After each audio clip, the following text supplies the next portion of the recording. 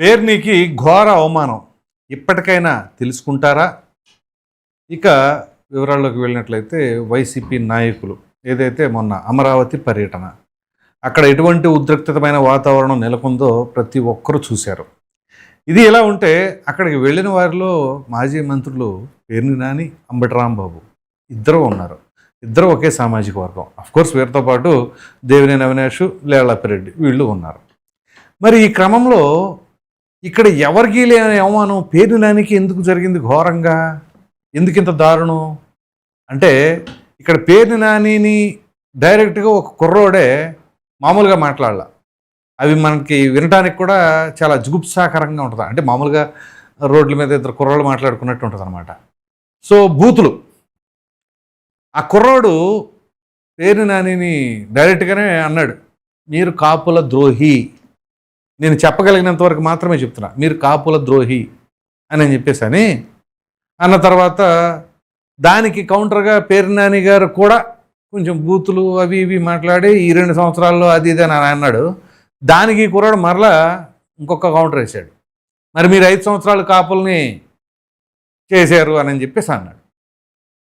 అంటే ఇక్కడ గమనించవలసిన అంశం ఏంటి, నలుగురు నాయకులు ఉన్నప్పుడు అందులో ఇద్దరు కాపు సామాజిక వర్గానికి సంబంధించిన వాళ్ళు ఉంటే ఆ ఇద్దరిలో కూడా అంబటి రాంబాబు కంటే కూడా పేర్ని నానిని ఎందుకు టార్గెట్ చేశాడు అనేది కూడా ఖచ్చితంగా పేర్ని నాని కూడా విశ్లేషించుకోవాలి, ఆత్మపరిశీలన చేసుకోవాలి.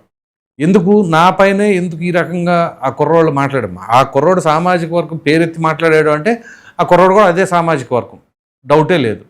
సో అటువంటిది మీరు సామాజిక వర్గానికి ఏం చేశారు అని చెప్పేసి గట్టిగానే క్వశ్చన్ చేస్తూ, దానికి ఆయన ఇచ్చిన దానికి ఈయన కూడా మళ్ళీ రీకౌంటర్లు ఇచ్చుకోవడం సరిపోయింది. కానీ ఆ కుర్రోళ్ళ విజ్ఞత చూసారా? మీరు ఇట్లా చేశారు కదా పేర్ని నాని గారు అని అన్నాడు. అఫ్కోర్స్ మధ్యలో బూతులు మాట్లాడిన ఆ బూతులు కూడా పేర్ని నాని మాట్లాడితే ఆ తర్వాత ఇతను మాట్లాడాడు. సో గారు అని కూడా సంబోధించాడు. అంటే అతనికి కొంత గౌరవం ఉంది. వాస్తవంగా పేర్ని నాని అనగానే ఎట్లా ఉంటుందంటేనండి, నాకు బాగా తెలుసు వాళ్ళ కుటుంబ నేపథ్యం అంతా కూడా. పేర్ని కృష్ణమూర్తి గారు ఓ విధంగా చెప్పాలంటే ప్రజల్లో మంచి ఆదరణ పొందినటువంటి వ్యక్తి. పేర్ని కృష్ణమూర్తి అంటే బ్రహ్మాండమైన పేరు ఉంది మచిలీపట్నంలో. ఆ తదుపరి ఆయన వారసుడిగా పేర్ని నాని రాజకీయాల్లోకి వచ్చిన తర్వాత కూడా పేర్ని నాని ఆ వారసత్వాన్ని బాగానే నిలబెట్టుకున్నారు. అక్కడ వరకు కూడా బాగానే ఉంది. కానీ ఎప్పుడు తేడా వచ్చింది అంటే, ఏదైతే వైసీపీ అధికారంలోకి వచ్చినప్పుడు ఈయన మంత్రిగా అయ్యారో అక్కడ నుంచి విపరీతమైన తేడా వచ్చేసింది. మరి అదే పార్టీ లైన్ వల్ల ఆయన అలా అయిపోయారో ఏమో తెలియదు, కానీ కంప్లీట్గా పవన్ కళ్యాణ్ గారినే టార్గెటెడ్గా మాట్లాడుతూ, అదేమంటే పవన్ నాయుడని, ఆ నాయుడని, ఈ నాయుడని, ఈ కులం మీదే మాట్లాడుతూ ఇక చాలా దారుణమైన పదజాలన్నమాట. దానివల్ల ఏమైపోయిందంటే, మరి అక్కడ కృష్ణా జిల్లాలో ఉన్న కాంపిటీషన్ తట్టుకోవాలనో ఏంటో తెలియదు, కానీ ఓ ప్రక్కన కొడాలి నాని, మరో ప్రక్కన వల్లభనేని వంశీ, ఇటు ప్రక్కన జోగి రమేష్, ఈ ప్రక్కన ఈయన. ఇక నలుగురు తల పక్కన ఏదో పోటీ పడి నేను ఎక్కువ తిట్టాలి అంటే లోకేష్ గారిని, చంద్రబాబు నాయుడు గారినేమో కొడాలి నాని, వంశీ కాంట్రాక్ట్ తీసుకున్నట్టు, పవన్ కళ్యాణ్ వచ్చేసి ఇటు జోగి రమేష్, ఈ పేర్ని నాని వీళ్ళిద్దరు కాంట్రాక్ట్ తీసుకున్నట్టు విపరీతంగా. అంటే జోగి రమేష్కి అందరూ కాంట్రాక్ట్ ఇచ్చేసారు అనుకోండి, ఎందుకంటే ఆయన సామాజిక వర్గం డిఫరెంట్ కాబట్టి ఆయన ఎవరి మీదైనా పడవచ్చు. పేర్ని నాని మాత్రం సెలెక్టివ్గా పవన్ కళ్యాణ్ పైనే, కొడాలి నాని అండ్ వల్లభనేని వంశీ వచ్చేసి వీళ్ళిద్దరు కూడా చంద్రబాబు నాయుడు, నారా లోకేష్, ఎందుకంటే వాళ్ళ సామాజిక వర్గాలు సంబంధించి వాళ్ళు, ఈయన సామాజిక వర్గానికి సంబంధించి వీళ్ళు.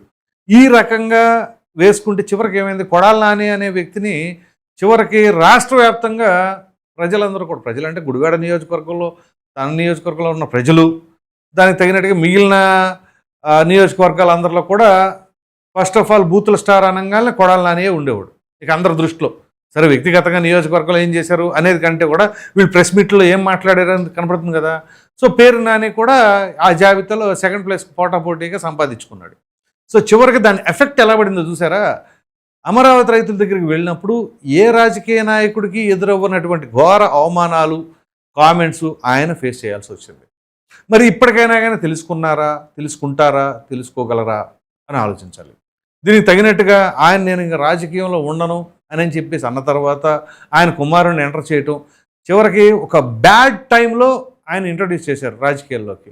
చేస్తే ఏమైంది, ఘోరమైన ఓటమిని మూట కట్టుకున్నారు. సో అంత ఘోర ఓటమిని మూటగట్టుకుంటే వారసత్వ రాజకీయాల్లో రైట్ టైంలో ఇంట్రడ్యూస్ చేయాలి ఎప్పుడైనా. వారసుల్ని. మరి అటువంటిది రాంగ్ టైంలో ఇంట్రడ్యూస్ చేస్తే ఇదిగో ఇలాగే ఉంటుంది. పోనీ ఓటమి చెందిన తర్వాత ఏంటి, కొడుకు కంటే కూడా మరలా ఈయనే యాక్టివ్ అయ్యారు. ఇక అదేమిటి అంటే జిల్లా ఇన్ఛార్జ్ ఏదో ఇచ్చినట్టున్నారు. ఇంకా అటు ఇటు. అయితే ఇక్కడ గమనించవలసిన అంశం ఏంటో తెలుసు, వీటన్నిటికంటే కూడా ఒకే సామాజిక వర్గంలోని వీళ్ళపైనే వీళ్ళు తిట్టుకునే పరిస్థితికి తీసుకొచ్చారు. ఇది అండర్లైన్ చేసుకోవాలి. అంటే జగన్మోహన్ రెడ్డి గారు కూడా వెళ్ళొచ్చు కదా, పోనీ జగన్మోహన్ రెడ్డి గారిని ఎదరబెట్టుకొని సారీ ఇదే అమరావతికి ఈ నలుగురు వెళ్ళుంటే ఎలా ఉండేది ఒకసారి ఊహించుకోండి.